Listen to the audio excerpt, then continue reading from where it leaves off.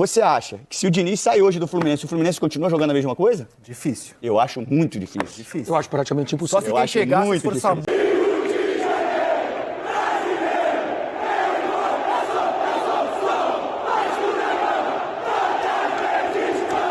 Salve, família vascaína! Sejam bem-vindos aí a mais um vídeo no canal. Eu sou o Thiago, você está no canal Vasco em Família. Se não for inscrito aqui, já dá aquela moral, se inscreve no nosso canal.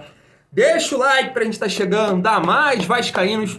E não esquece também de ativar o sininho de notificação para não perder os próximos vídeos. E tá sempre por aqui, deixando sua opinião, seu comentário pra gente fazer aquela resenha boa de vascaíno para vascaíno. Nesse vídeo quero trazer aqui o nosso volante Jair, que deu uma entrevista hoje na Vasco TV e basicamente falando aí somente do clássico de sábado aí contra o Fluminense. E mandou uma mensagem para aqueles vascaínos que estão falando assim: vai com calma, Fluminense, pega leve, Diniz. O Jair tem uma mensagem para você e vamos debater em cima disso. Coloquei aí um trecho do Pedrinho no Seleção Sport TV falando do trabalho do Diniz, do momento do Fluminense. E nesse início aí, só pra gente ter uma ideia, ele fala que dificilmente o Fluminense ia apresentar o futebol que está apresentando se não fosse o Diniz. Se o Diniz saísse do Fluminense hoje, o Fluminense ia cair muito seu rendimento. Eu vou passar esse papo do Pedrinho aqui no nosso vídeo e gostaria de te propor um debate. A gente sabe que o Vasco tem sérias limitações no seu elenco, muitas carências em algumas posições, mas você acredita, se o Vasco tivesse um outro treinador, poderia performar melhor? Vamos debater isso aí nos comentários. Vamos trazer aqui, primeiro a gente vai começar aí com o Jair, né, que hoje deu uma entrevista lá na Vasco TV e todas as perguntas foram direcionadas aí ao clássico, né, porque o Vasco vem de um resultado muito ruim aí contra o Bahia, não só o resultado, né, mas a atuação, principalmente ali no segundo tempo, deu pena, né? Pena do Vasco ali naquele segundo tempo, sem ideia nenhuma, cruzando de qualquer lugar. Realmente a gente acompanhava ali, os minutos iam passando e você não via a possibilidade do Vasco empatar, né? Graças ali ao Léo Jardim, o Vasco não foi goleado dentro de São Januário.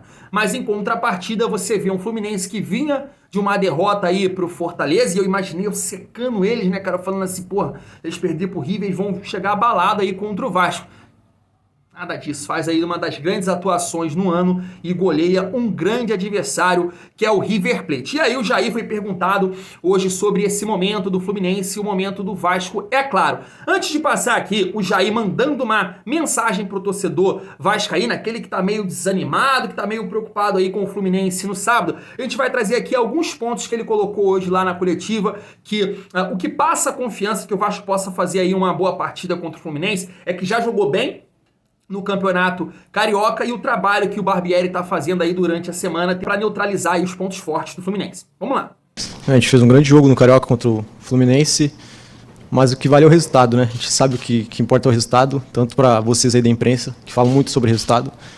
Muitas vezes não vê se a gente joga bem ou mal, mas é importante a gente traçar uma estratégia, isso que a gente vem fazendo nesses dias, para a gente fazer um grande jogo. Não posso falar muito sobre a nossa estratégia, né?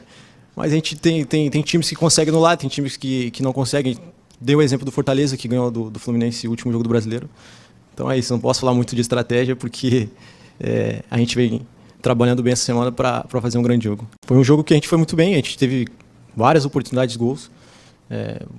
O Cano foi muito bem nesse jogo também, ele foi feliz nos dois gols que ele fez, mas foi um jogo que a gente jogou para vencer.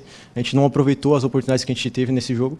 Então é importante a gente aproveitar nesse próximo que a gente vai ter agora e tentar sair com resultado positivo. E aí, cara, o Jair, ele também passou uma mensagem para os vascaínos, aqueles que não estão confiantes aí nesse clássico de sábado. Cara, eu vou trazer até aqui as mensagens dos inscritos aqui do canal e agradeço muito a participação de vocês, mas tem cada coisa que a gente escuta aqui, cara, eu só vou pontuar algumas, né? Tem um vascaíno agora há pouco que falou assim: Thiago, você é o único que acha que o Vasco vai cair. Eu falei assim, que isso, velho? Eu tô justamente aqui, vídeo após vídeo, falando que não acho que o Vasco vai brigar pra não cair, o cara larga uma dessa. E fala assim, não vou te dar o like por causa disso. Eu falei assim, caralho. Teve um também que comentou o seguinte uma vez, cara, só você que fala mal do PEC. Eu falei assim, caraca, velho, que mundo esse cara tá? Até mesmo uma crítica assim, família vascaína, já recebi aqui. Thiago, eu não admito que um vascaíno chame o Bambu de Bambu. O nome dele é Robson. Aí tu vai na rede social do cara no Instagram, tá lá, Robson Bambu. Então, pra galera não falar que eu que tô com medo do Fluminense, porque eu tô confiante, o Vasco vai somar 3 pontos e eu vou acertar o número de pontos que eu falei que o Vasco ia fazer nas 4 primeiras rodadas, que foi 7, e eu vou colocar o trecho desse vídeo aqui, mas o Vasco vai ganhar do Fluminense no sábado. E tá aí, ó, meu amigo Ricardo Cruz disse o seguinte, ó: se o Flu jogar o que jogou com o River, a derrota é certa. Já podemos estar na zona de rebaixamento. Opinião do meu amigo Ricardo Cruz. O Cosme disse o seguinte, deu ali um palavrão, não vou falar aqui, vai perder pro Fluminense. Essa é a verdade. A verdade é essa, perdão, melhor dizendo. Tá aí o meu amigo Roberto Nascimento que disse o seguinte, ó: espero que o Fluminense tenha piedade da gente. E o Francisco: o time do Fluminense joga bola, meu amigo, ao contrário do Vasco. Então tá vendo aí que os vascaínos aí, pelo menos os que eu trouxe aqui, os comentários, não estão muito confiantes nesse jogo de sábado, mas o Jair tem uma mensagem pra você. Liga só. Eu me sinto tranquilo, já enfrentei o Vasco em várias situações. Claro que eles vêm de uma ótima exibição no último jogo, né? Eles vieram também de uma derrota no Campeonato Brasileiro para Fortaleza. A gente sabe que o campeonato é um campeonato muito equilibrado, não tem favorito. A gente vê um equilíbrio muito grande entre todas as equipes. Muitos falavam que a gente iria sair com resultado negativo lá de Minas contra o Galo, que é uma grande equipe. E muitos também da imprensa podem estar falando que nesse jogo pode ter favorito, que é o Fluminense. Respeitamos a equipe dele, a gente sabe que eles têm um estilo de jogo muito, muito claro. Então é isso que eu posso passar para o torcedor, é que a gente vai confiante para esse clássico e a gente vai fazer de tudo para ser com um ótimo resultado. Tá aí, sei que o nosso time tem limitações, sei que o nosso time não vem de uma boa partida, mas o Vasco, nesse Campeonato Brasileiro, em 2 rodadas, teve os resultados mais expressivos nas 2 primeiras rodadas, que foi ganhar do Galo lá, que muito time não vai conseguir, por exemplo, um time que é bem superior ao Vasco não ganhou, agora que foi o Atlético Paranaense, e empatar com o Palmeiras, que é sempre um grande resultado, que o Palmeiras é o time mais difícil de ser batido do futebol brasileiro. Então a gente vai aí para nossa 4ª rodada, mas o 3º resultado expressivo. Confio aí que o Vasco vai ter uma boa partida, vamos somar os 3 pontos. O Jair mandou um recado para quem não acredita, família vascaína.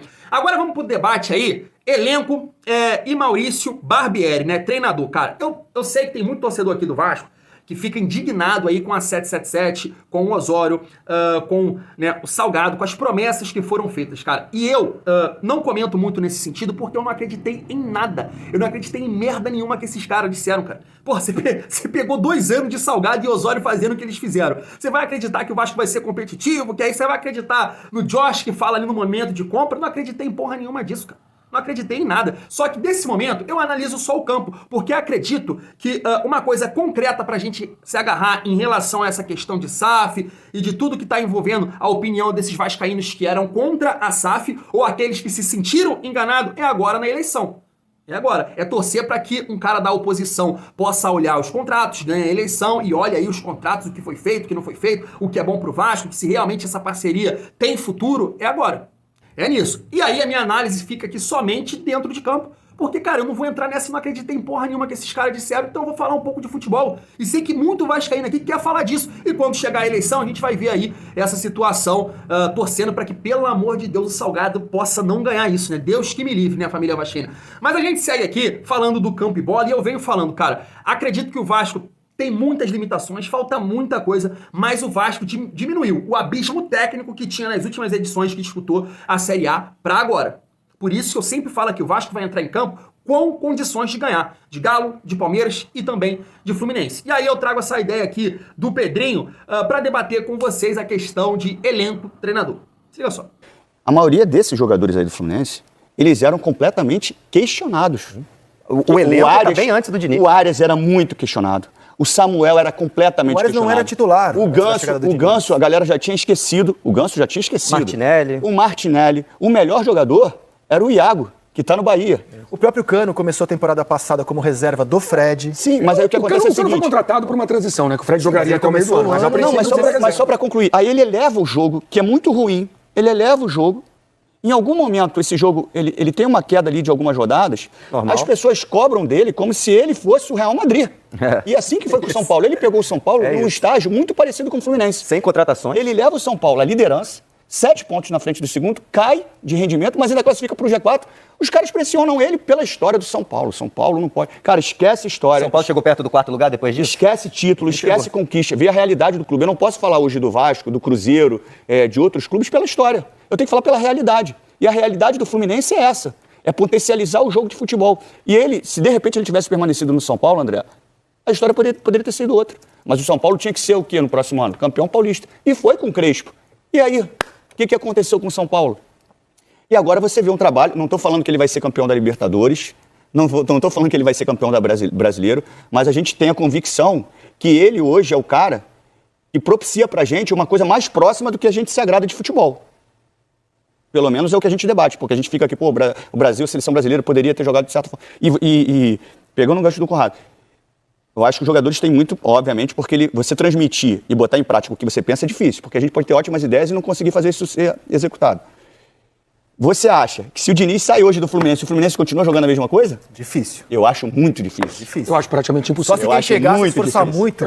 Tá aí, né? O Pedrinho, ele é muito fã, né, do trabalho do Diniz. Inclusive, ele cita que o Diniz é um dos treinadores do futebol brasileiro. Acredito que o Vojvoda possa ser colocado também nisso, que é um treinadores capazes de realmente evoluir o seu time, fazer, como ele fala, né, um jogador 4 virar 7, um 5 virar 8, e a gente tá vendo que o Barbieri não é esse treinador ainda, pode vir a ser, né? Mas, cara, vou pegar até um comentário aqui de um inscrito do canal, o Denilson Rosário, e ele botou o seguinte, achei muito bom o comentário dele, cara, tá na tela pra vocês, ó. O Vasco tá tendo semanas cheias pra treinar, e não evoluiu. Não tem aproximação entre os atletas quando estão com ou sem a bola, parece um time de pelada. Há 4 meses no comando, Barbieri parece...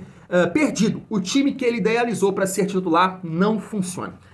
Cara, eu concordo aqui com muita coisa que o Denilson disse, porque essa trinca de volantes aí, principalmente, a coisa não caminhou, não funcionou, né, com Jair, Andrei, Marlon. Acho que o Rodrigo acabou surpreendendo mais que os outros dois, né, que o Jair e que o Andrei, mas é um debate interessante, inclusive eu já coloquei aqui, se você pegar o trabalho do Diniz lá no RB Bragantino, você vai falar de muita coisa, de perder o comando, né, de não conseguir motivar os seus atletas no segundo ano ali, em 2022, do equilíbrio do time, que ele tinha sério problema, né, o RB tomava muito gol, mas você não ia falar de criatividade.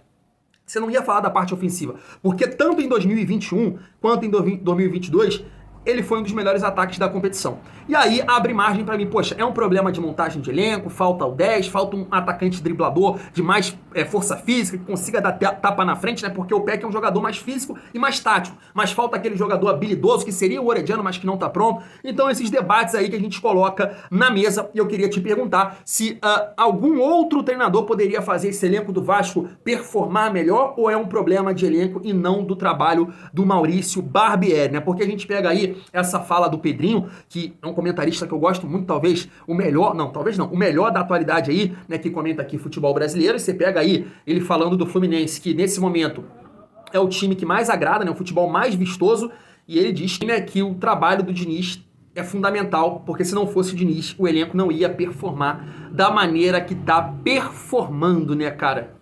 Eu vou ficando por aqui. Se você gostou do vídeo, dá o like, comenta, participa, se inscreve aí no canal para dar uma moral aqui pro Thiagão. Fui, tamo junto, muito bom ser Vasco.